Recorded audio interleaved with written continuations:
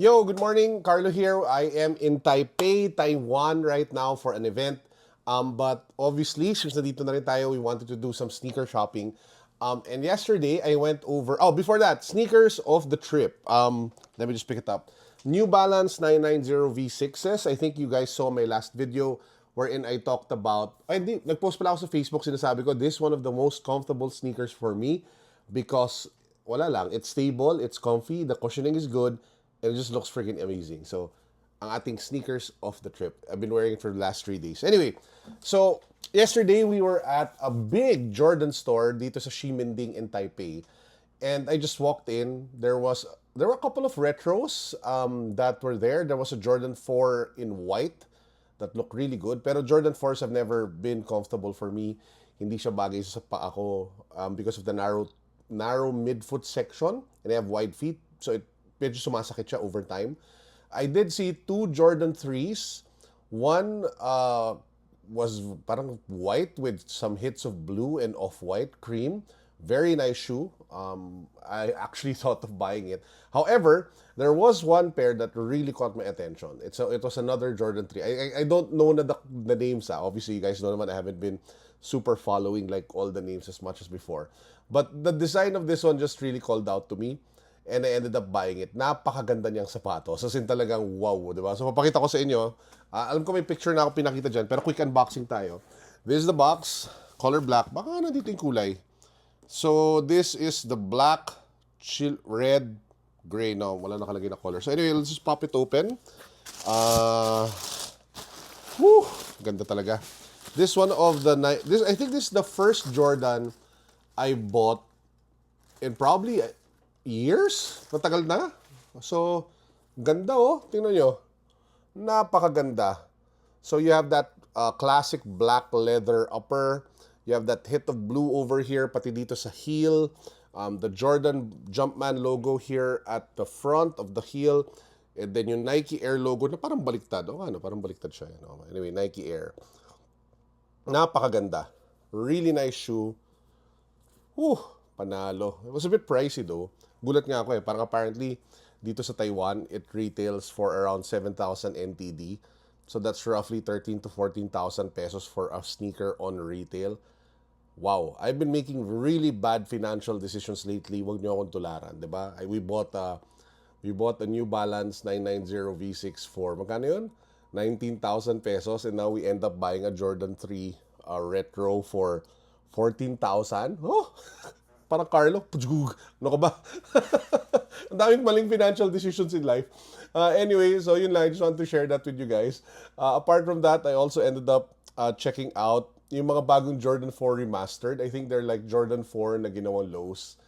I don't think they've been selling too well kasi if you take a look at those shoes, they've been on sale dun sa Nike, dun sa Jordan brand shop that I was at.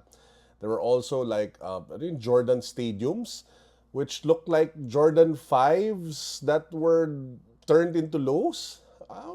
Pwede na, maganda naman tignan, but they're not my thing. So anyway, yun yung Jordan brand part. Today, I'm going out. I'll bring you guys along with me. I might check out the Pokemon Center and the Nike, the New Balance shop. There's a big New Balance shop across the event venue where I am headed over.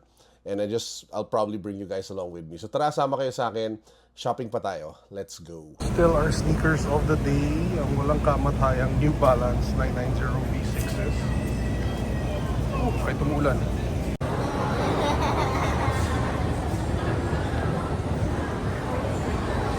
As you guys saw, we just came from New Balance.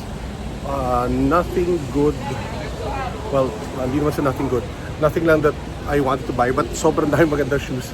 Especially the 990s, the V6s, the V5, V6s in a lot of colorways. We're headed over now to Adidas to check out if there's anything else worth buying. So across New Balance, there is a giant Adidas store. Whew! Lucky. Mukhang mas lifestyle to. Kita nyo naman yung nakabida is yung Superstar. Pasok tayo. Adidas Taipei Bubble Tea. Limited edition. Ito yung bubble tea. Looks so cute. Samba pala siya ginamit nila. I could to Mrs. ko and ask her if she wanted to get one. It's so cute. Oh my God. Walang kamatayang Ultra Boost dito in all colors. They have it in the OG color, the black, and it is on sale. Year anniversary model on sale. May parang ano pa, Boost na keychain. Yan, lahat ng colors. This gray one looks nice. Kung walang kamatayang Evo SL na pinagkakagulan sa Pilipinas, to run is to live. Oh, nice. This one actually looks good. Silver one is here. White, black. Nice. Leto. So we'll head up to the second floor. So doon tayo galing. We'll check out what they have upstairs. Dito Aruku. You review this, comment down below. I'll link down below to where I review this. I also have it in different colorways, including for women. Pink. Wow. So pink. Okay, so second floor was mostly for women and kids. Pa rin ako mundong nakikita na kaya natin suotin to. Kung kaya nyo to suotin, and if you can rock it, comment down below.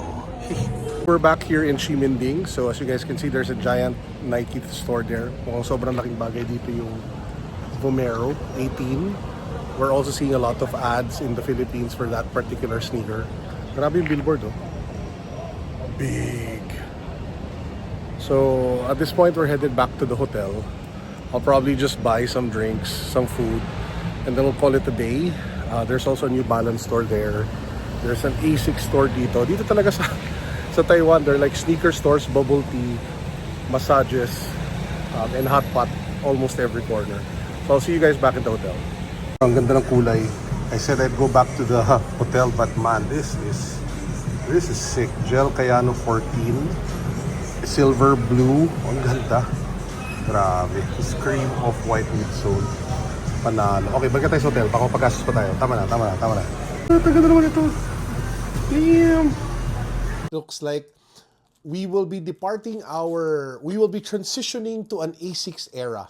Well, ako personally, I really like the designs of the sneakers that I saw dun sa ASICS store. But anyway, quick lang, I bought this for the wife. Ang cute niya. It's a New Balance like sling bag, and it's just so cute kasi ayan, may New Balance, parang siyang New Balance na duffel bag, and then it comes with this, I don't know, New Balance running cat.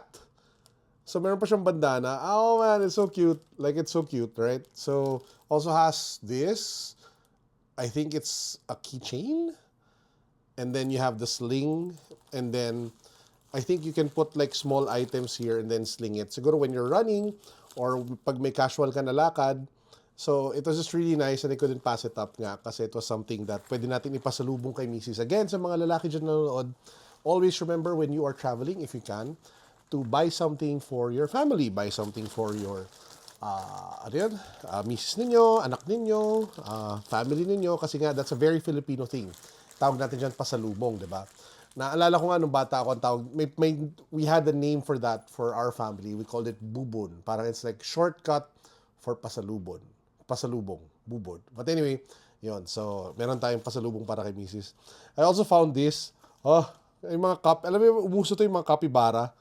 Ang cute niya, oh. What? Ang dalawa sila, oh. May baby, tapos may parang mommy dito or daddy. So, ang cute niya. Oh, shushu. Nakatuwa. Nakaaliw. Parang bata, no? Yeah, and siguro one last thing before we end. I just want to comment. This has been the MVP for my trip. This is the Mobax universal charger.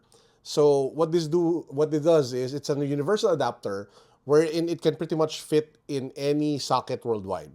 And then you can, change it so that it can plug in to wherever you are in the world.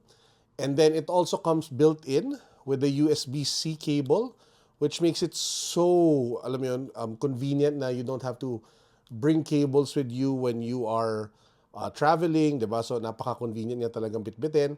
And then it also has like an outlet over here, and it's Gundam themed. So it's a collaboration between Gundam as well as Momax. So if you guys want one, I will link down below where you can get this at Shopee, the official shop in Shopee, and you might want to bring one home. So just click the link down below and you should be able to find it.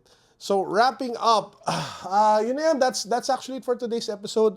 I'm flying out tonight, going back to Manila. I flew in Taipei Friday morning, did my event, played the competitive card game called Flesh and Blood, which I am playing, and then flying back out tonight, going home. Very happy, very fulfilled, satisfied, excited to go back to work tomorrow. So I hope you guys are all doing fine there in Manila. As usual, this is Carlos signing out. Peace, God bless, what's up? Boom.